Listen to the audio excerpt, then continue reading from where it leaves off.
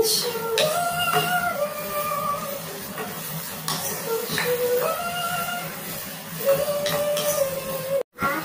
corn beef. Ayan na po.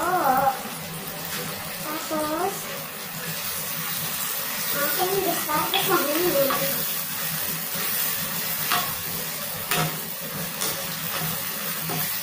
Lagay ko na po yung condensed at ang cheese para matansya ko kung ang ilalagay na pangpalasa. Pinagsabay-sabay ko na ang alat, ang cheese. Tapos yung gatas. Mamaya na natin ilagay ang spaghetti sauce. Yan na, ilagay na rin natin yung cream. Mamaya na yung spaghetti sauce. Ano tayo magiging lasa nito?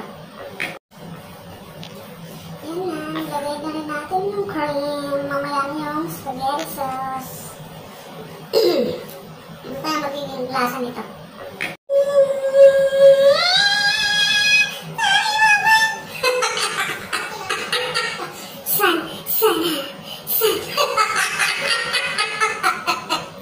Tangina! This is ready! Happy birthday to you! O ganito ang ating Happy birthday!